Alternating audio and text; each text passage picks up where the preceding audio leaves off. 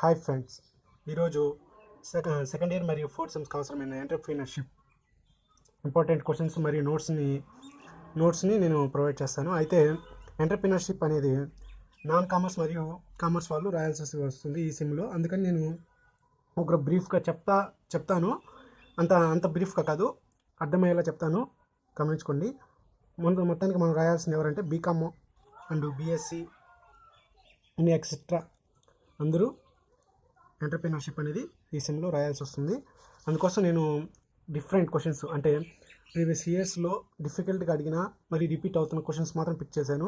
అంతేకాకుండా కొన్ని general questions ఉన్నాయి, ఆ కొన్ని జనరల్ క్వశ్చన్స్ కూడా చెప్తాను, అలాగే నోట్స్ ప్రొవైడ్ చేస్తాను. ముందుగా చూసుకుంటే ఎంటర్ప్రెన్యూర్షిప్ నాన్ కామర్స్ వాళ్ళు, ఇది వాళ్ళకి సంబంధించిన సబ్జెక్ట్ కాదు, అది వాళ్ళకి కొంచెం అర్థం కాకుండా ఉంటుంది. అందుకని నేను బ్రీఫ్గా చెప్తాను. ముఖ్యంగా చూసుకోవాలంటే నోట్స్ చూద్దాము. నోట్స్ ఏంటంటే, ఫస్ట్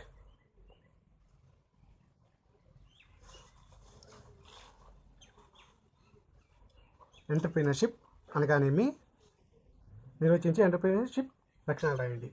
ప్రతి సబ్జెక్ట్లోనూ మొదటి క్వశ్చన్ మొదటి యూనిట్లో అంటే 80%, 70% లేదా 80% అనేది వచ్చే అవకాశం ఉంటుంది. అంటే ప్రతి సబ్జెక్ట్లో, అంటే ఎంటర్ప్రీనర్షిప్ ఉంది కదా, అలా ప్రతి సబ్జెక్ట్లో ఫస్ట్ యూనిట్లో ఫస్ట్ క్వశ్చన్ వచ్చే అవకాశం 70% to 80% ఉంటుంది. నోట్స్ చూసుకోండి, నోట్ చేసుకోండి. మీరు నోట్స్ దగ్గర పెట్టుకొని ఈ వీడియోని చూడండి. అంతేకాకుండా ఈ వీడియోని స్కిప్ చేయొద్దు. ఎక్కడ ఇంపార్టెంట్ క్వశ్చన్స్, ఇంపార్టెంట్ పాయింట్స్, ఇలాంటి క్వశ్చన్స్ మారినప్పుడు ఎలా రాయాలన్న విషయాన్ని నేను చెప్తాను. వీడియోని మాత్రం స్కిప్ చేయొద్దు. ఇప్పుడు మీరు ప్రస్తుతానికి నోట్ చేసుకోండి. నోట్స్ టైం పెట్టినా పర్వాలేదు, పాస్ట్ చేసి చూసుకొని రాసుకోండి. నోట్స్ ముందు చెప్తాను, తర్వాత ఇంపార్టెంట్ క్వశ్చన్స్ ఎలా రాయాలి ఏంటి చూడండి. త్వరగా రాసుకోండి, పాస్ట్ చేస్తాను.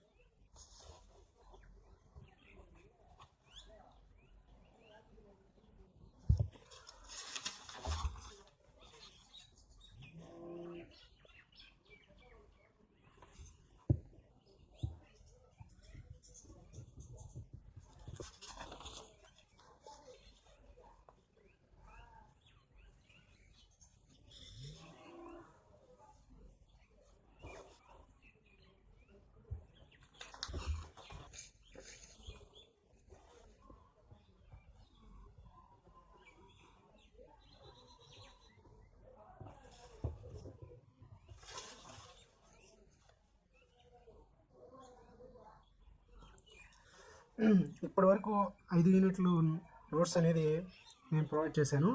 ఇందులో ఇంపార్టెంట్ క్వశ్చన్స్ అనేవి నేను స్టార్ మార్క్ అని పెట్టున్నాను. అదేవిధంగా నేను బాగా రిపీటెడ్గా అంటే వస్తున్న క్వశ్చన్స్ ఎలా ఉంటాయంటే ఇలా ఉంటాయి. సింపుల్గా మొత్తం 10 క్వశ్చన్స్ ఉన్నాయి. దీంట్లో ఖచ్చితంగా నాకు తెలిసినంత వరకు నేను ఇప్పటివరకు పేపర్లు చెక్ చేసి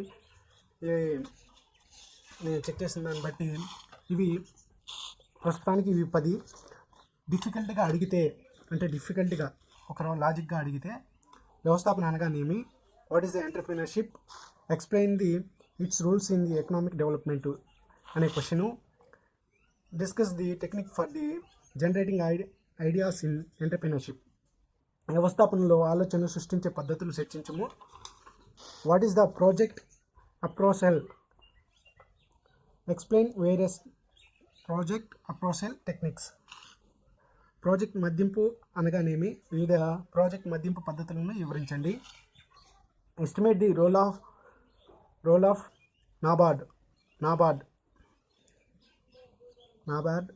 in supporting small business enterprises, చిన్న వ్యాపార సంస్థలకు మద్దతు ఇవ్వడంలో నాబార్డ్ పాత్రను అంచనా వేయండి. అంటే నాబార్డ్ ఎలాంటి పనులు బిజినెస్ కోసం ప్రొవైడ్ చేస్తుంది, నియమాలు నిబంధనలు అనేవి ఉంటాయి. Right a note on government policy for small scale industries, చిన్న తరహా పరిశ్రమలకు ప్రభుత్వ విధానాలపై ఒక నోట్ రాయండి. What is the project report, discuss the steps in the preparation of project report. Project report అనగానేమి, ప్రాజెక్ట్ రిపోర్ట్ను తయారు చేయడంలో దశలను వివరించండి. అంటే మామూలుగా అడిగే questions, what is the entrepreneur అనగానేమి, ఒక దేశంలో ఆర్థిక అభివృద్ధిలో ఎంటర్‌ప్రెన్యూర్ల యొక్క పాత్ర. ఇంగ్లీష్లో నేను చెప్పాలనుకోవట్లేదు, ఎందుకంటే కొంచెం స్పెల్లింగ్ ప్రొనౌన్సియేషన్లో ఎక్కువ టైం పడుతుంది కాబట్టి. వ్యాపార ఆలోచనలు నిర్వచించి మంచి ఆలోచనల గురించి చెప్పండి. ఇవన్నీ 10 క్వశ్చన్స్ ఒకసారి చూసి నోట్ చేసుకోండి. ఇంపార్టెంట్ క్వశ్చన్స్ అంటే ఈ 10లో ఖచ్చితంగా ఎగ్జామ్లో అన్నవి 6 అనేవి వస్తాయి. అంటే ఈ 6 నేర్చుకుంటే సరిపోదు. నోట్స్లో అన్నది నేను ఇందాక నోట్స్ చూపించాను కదా, అందులో డీప్గా ఎక్స్ప్లెయిన్ రాస్తుంది. దాన్ని ఒకసారి రాసుకోండి, నోట్స్లో రాసుకొని నేర్చుకోండి. అలాగే ఈ 6 అన్నవి అందులోనే ఉంటాయి, కానీ లాజిక్గా ఉంటాయి. గమనించండి, దాంట్లో నేను పెట్టిన నోట్స్లోనే ఉంటుంది. లేకపోతే నన్ను అడగండి, నేను సపరేట్గా వీడియో చేసి 8 వరకు సపరేట్గా రాసి మీకు పంపిస్తాను పీడిఎఫ్ టైప్లో. నేను ప్రస్తుతానికి నోట్స్ అనేది తెలుగు మీడియంలో పెట్టాను. పీడిఎఫ్ టైప్లో కింద డిస్క్రిప్షన్లో ఇంగ్లీష్ మీడియం అనేది ప్రొవైడ్ చేస్తాను నోట్స్. ఇంగ్లీష్ ఎందుకంటే నాకు ఇంగ్లీష్ సమయానికి దొరకలేదు, తెలుగు ఉంది కాబట్టి తెలుగు ప్రిపేర్ చేసేసాను. అయితే మనకి ఒక ఎగ్జామ్ రాయలేకపోతున్నాము, ఫెయిల్ అయిపోతాం అన్న డౌట్ ఎప్పుడు వస్తుందో మీకు తెలుసు. ఎప్పుడంటే మీకు నోట్స్ తెలియదు, అందులో ఏమేమి ఉన్నాయో తెలియదు, అలాగే ఇంపార్టెంట్ క్వశ్చన్స్ తెలియదు. నేను ఇంపార్టెంట్ క్వశ్చన్స్ చెప్తున్నాను, మీకు నోట్స్ లేదు. నేను నోట్స్ ప్రొవైడ్ చేశాను, దాన్ని చదవండి, రాయండి.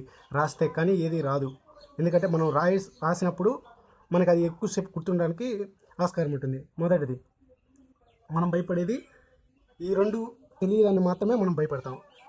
అంటే ముందు ఎగ్జామ్ అంటే భయపడేది నోట్స్ లేదు, మనకు తెలియదు ఏం సబ్జెక్టులు ఉన్నాయి, ఏం యూనిట్స్ ఉన్నాయి, అందులో ఏమేమి క్వశ్చన్స్ ఉన్నాయని మనకు తెలియదు. తెలిసినప్పుడు మనం భయపడము. అలాగే ఇంపార్టెంట్ క్వశ్చన్స్ కాన్ఫిడెంట్గా వస్తాయి అని తెలిసినప్పుడు మాత్రమే మనం భయపడకుండా ఏ ఎగ్జామ్కైనా అటెండ్ కాగలం. అందుకని మీరు రాయడం ముఖ్యంగా పెట్టుకోండి, రాయడం అనేది ముఖ్యం. నేను నోట్స్ ప్రొవైడ్ చేశాను, వీడియోని పాస్ చేసి నోట్స్ ఇంపార్టెంట్ క్వశ్చన్స్ అని ఒక దగ్గర రాసుకొని మీరు బాగా ప్రిపేర్ అవ్వండి. నెక్స్ట్ వీడియోలో చూద్దాము ఎలా ఏంటి అన్నది. ఇంపార్టెంట్ క్వశ్చన్స్ అన్నీ నేను ఒకసారి వీడియోని ఎక్స్ప్లెయిన్ చేస్తాను, ఎందుకు ఏంటి అన్నది చూద్దాము. ఈ వీడియో అవేర్నెస్ అంటే ఎందుకు ఏంటి, ఎగ్జామ్ అంటే భయము ఎందువల్ల, నోట్స్ మనకు దగ్గర లేదు, ఏమేమి యూనిట్స్ ఉన్నాయి, యూనిట్స్లో పార్ట్స్ ఏంటి, మళ్ళీ చెప్తున్నాను, ఇసుకెత్తుకొచ్చుకోవద్దు, నేను చెప్తున్నాను. లాస్ట్గా ఇంపార్టెంట్ క్వశ్చన్స్ ఇవి తెలిస్తే మనకు భయం అనేది ఉండదు. ఓకేనా? అంటే ఈ వీడియోలో